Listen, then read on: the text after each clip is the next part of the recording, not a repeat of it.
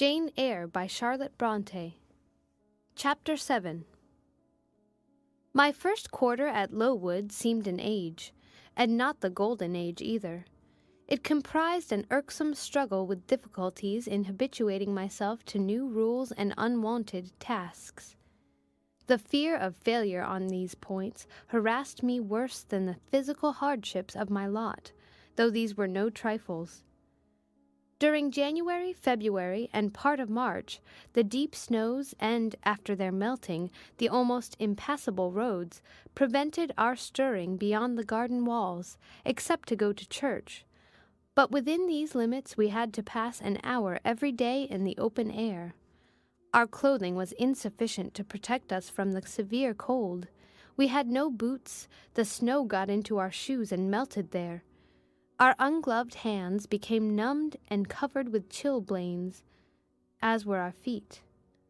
I remember well the distracting irritation I endured from this cause every evening, when my feet inflamed, and the torture of thrusting the swelled, raw, and stiff toes into my shoes in the morning. Then the scanty supply of food was distressing. With the keen appetites of growing children, we had scarcely sufficient to keep alive a delicate invalid. From this deficiency of nourishment resulted an abuse, which pressed hardly on the younger pupils.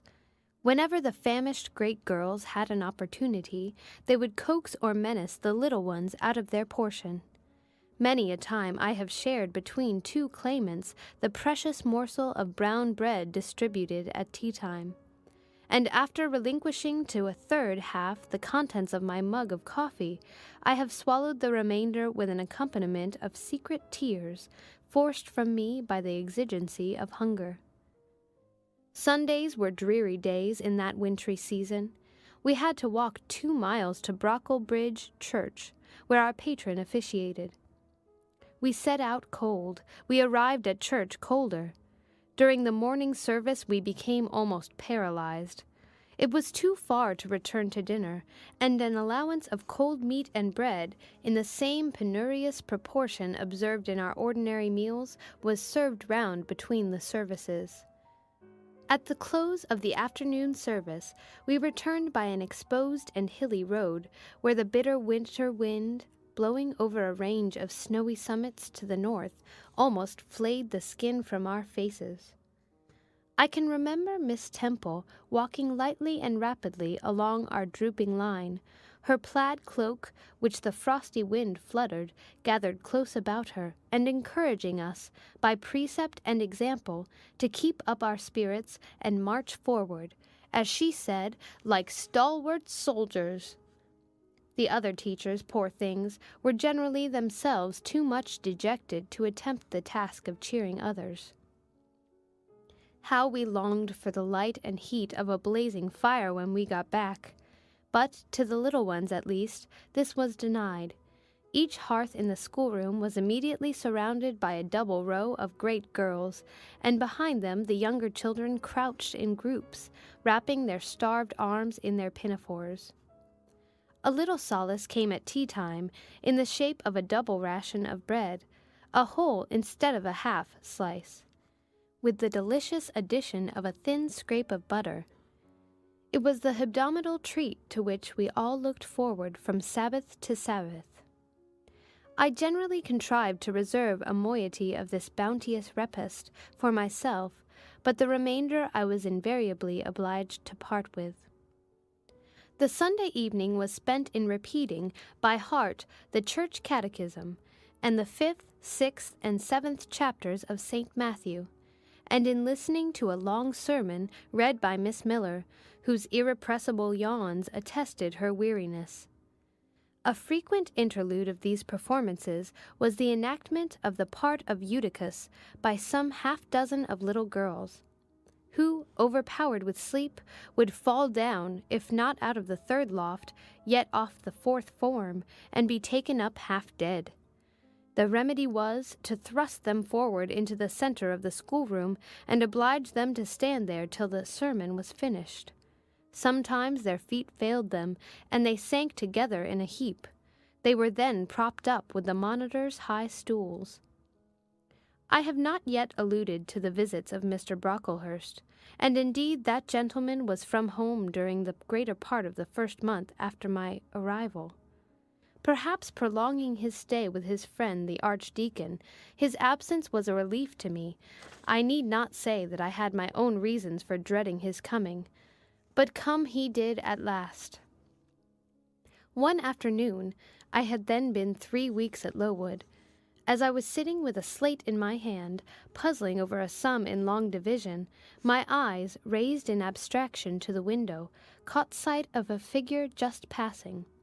I recognized almost instinctively that gaunt outline.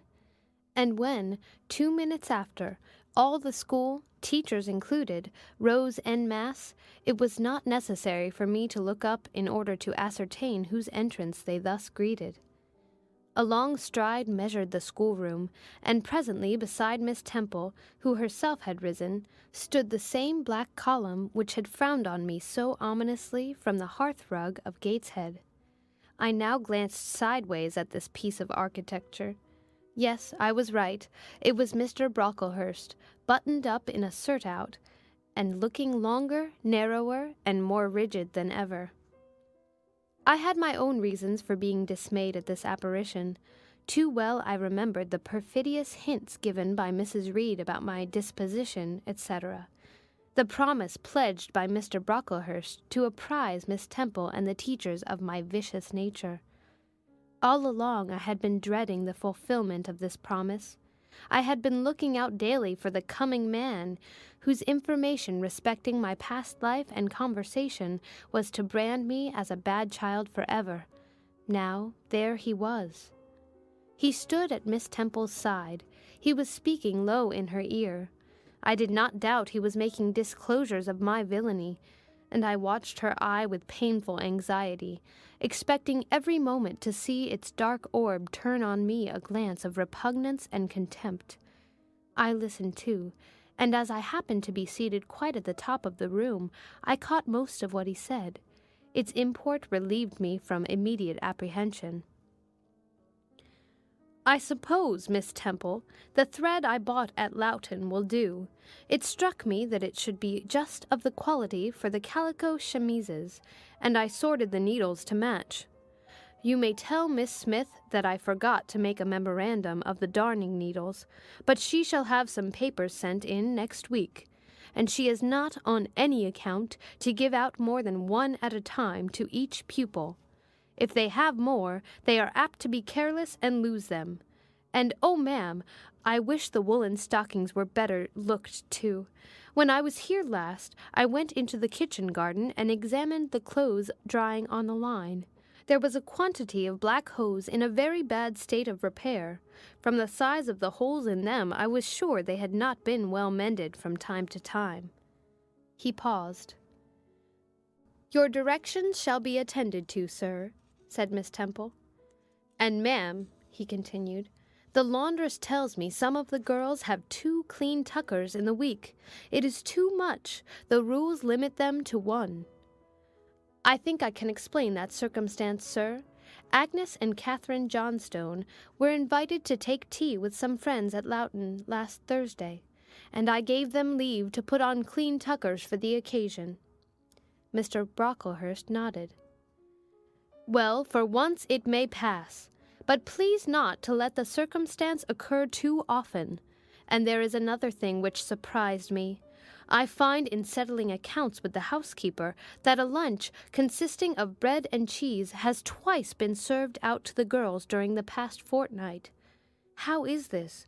I looked over the regulations, and I find no such meal as lunch mentioned. Who introduced this innovation, and by what authority?" "I must be responsible for the circumstance, sir," replied Miss Temple.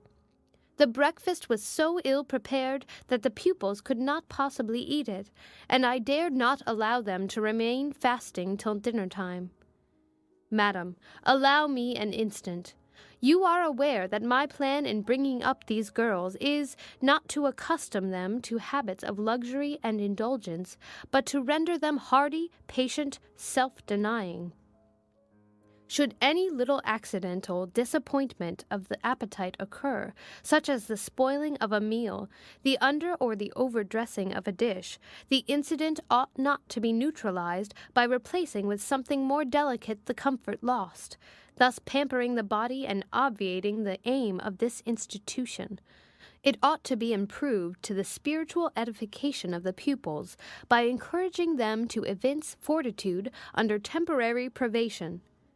A brief address on those occasions would not be mistimed, wherein a judicious instructor would take the opportunity of referring to the sufferings of the primitive Christians, to the torments of martyrs, to the exhortations of our blessed Lord himself, calling upon his disciples to take up their cross and follow him, to his warnings that man shall not live by bread alone, but by every word that proceedeth out of the mouth of God, to his divine consolations, if ye suffer hunger or thirst for my sake, happy are ye. O madam, when you put bread and cheese instead of burnt porridge into these children's mouths, you may indeed feed their vile bodies, but you little think how you starve their immortal souls. Mr. Brocklehurst again paused, perhaps overcome by his feelings.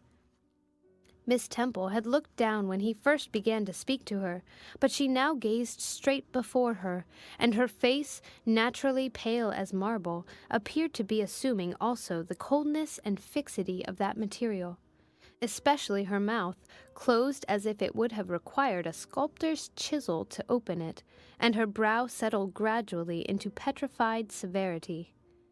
Meantime, Mr. Brocklehurst, standing on the hearth with his hands behind his back, majestically surveyed the whole school.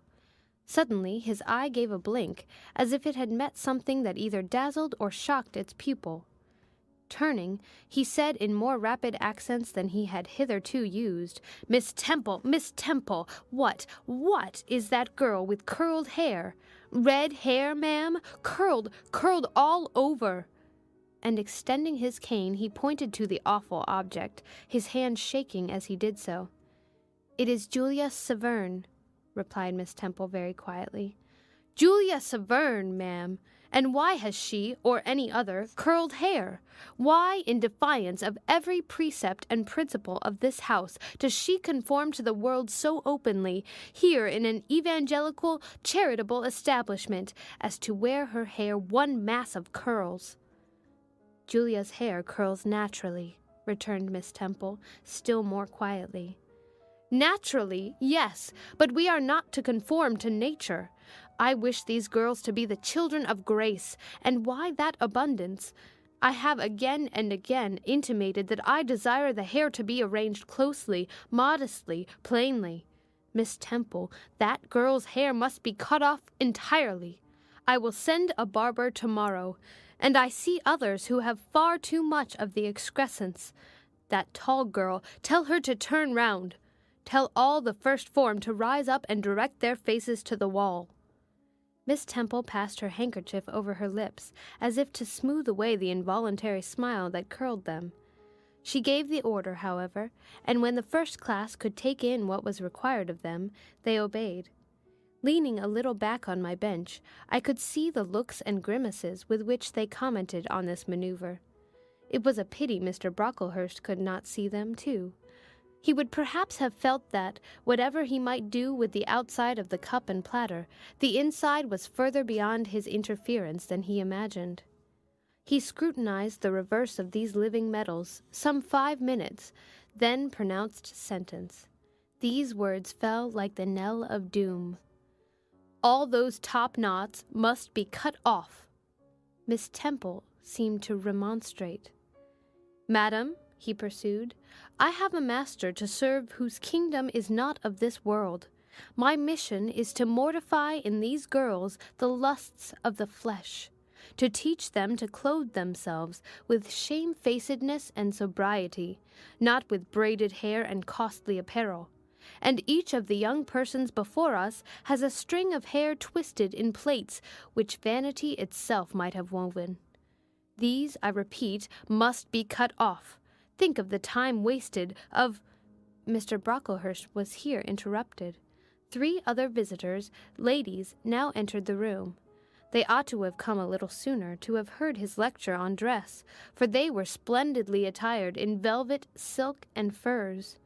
The 2 younger of the trio, fine girls of 16 and 17, had gray beaver hats, then in fashion, shaded with ostrich plumes, and from under the brim of this graceful head-dress fell a profusion of light tresses, elaborately curled. The elder lady was enveloped in a costly velvet shawl, trimmed with ermine, and she wore a false front of French curls. These ladies were deferentially received by Miss Temple as Mrs. and the Misses Brocklehurst, and conducted to seats of honor at the top of the room. It seems they had come in the carriage with their reverend relative, and had been conducting a rummaging scrutiny of the room upstairs, while he transacted business with the housekeeper, questioned the laundress, and lectured the superintendent. They now proceeded to address divers remarks and reproofs to Miss Smith, who was charged with the care of the linen and the inspection of the dormitories. But I had no time to listen to what they said. Other matters called off and enchanted my attention.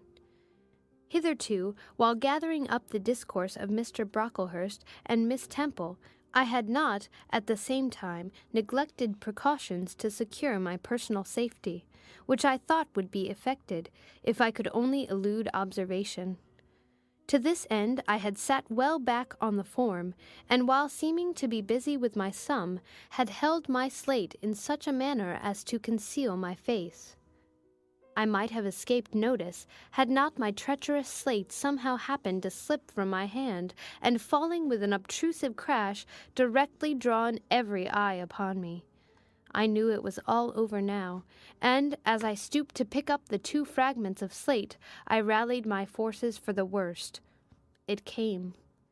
"A careless girl," said Mr. Brocklehurst, and immediately after, "It is the new pupil, I perceive." And before I could draw breath, "I must not forget I have a word to say respecting her." Then aloud, how loud it seemed to me, "Let the child who broke her slate come forward." Of my own accord I could not have stirred. I was paralyzed.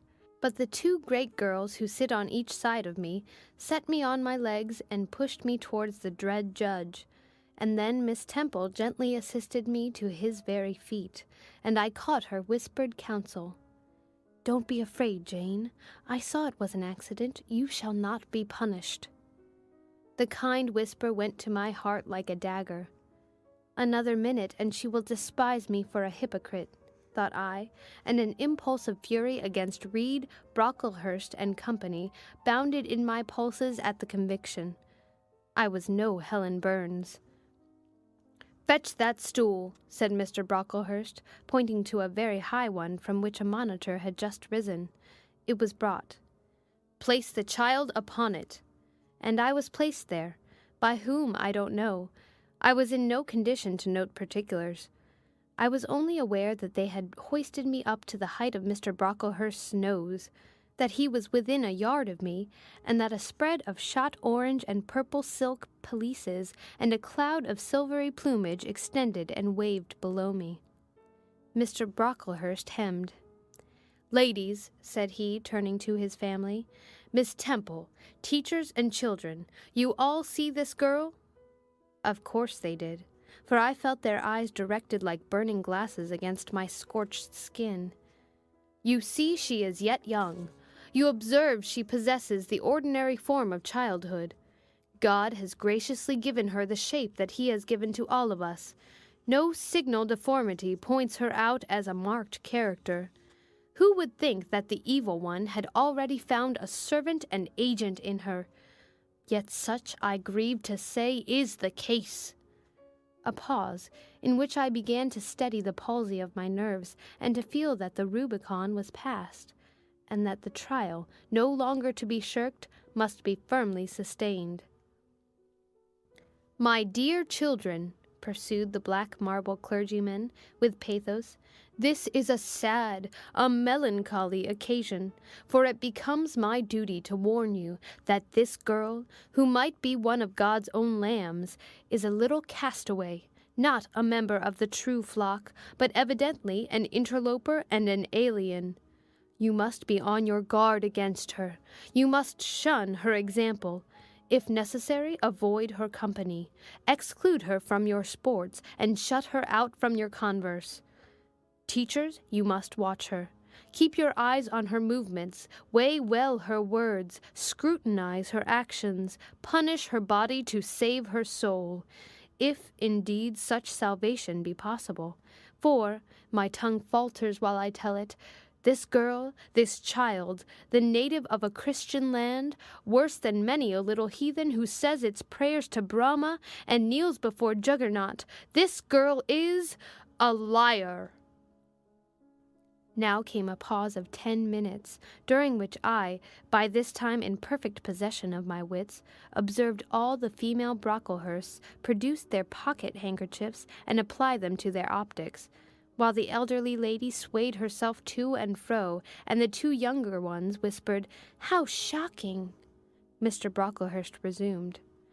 "This I learned from her benefactress, from the pious and charitable lady who adopted her in her orphan state, reared her as her own daughter, and whose kindness, whose generosity, the unhappy girl repaid by an ingratitude so bad, so dreadful, that at last her excellent patroness was obliged to separate her from her own young ones, fearful lest her vicious example should contaminate their purity.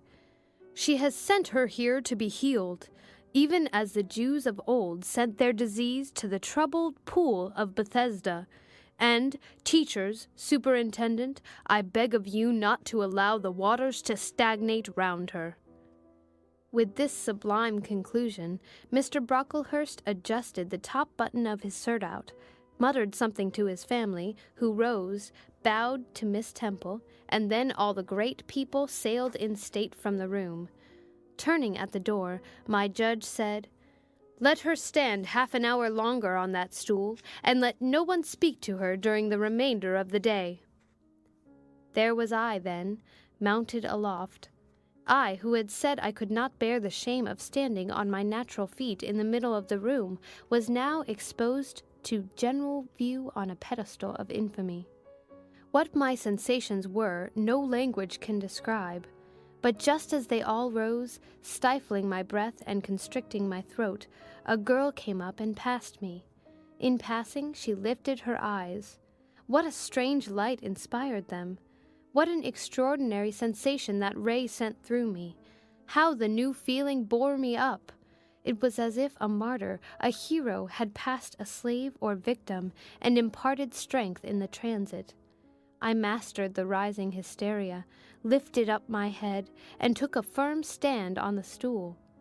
Helen Burns asked some slight question about her work of Miss Smith, was chidden for the triviality of the inquiry, returned to her place, and smiled at me as she again went by. What a smile! I remember it now, and I know that it was the effluence of fine intellect, of true courage. It lit up her marked lineaments, her thin face, her sunken gray eye, like a reflection from the aspect of an angel. Yet at that moment Helen Burns wore on her arm the untidy badge. Scarcely an hour ago I had heard her condemned by Miss Scatcherd to a dinner of bread and water on the morrow, because she had blotted an exercise in copying it out. Such is the imperfect nature of man, such spots are there on the disk of the clearest planet, and eyes like Miss Scatcherd's can only see those minute defects, and are blind to the full brightness of the orb. End of chapter. Read by Amanda Eland for Lit to Go, on the web at fcit.usf.edu.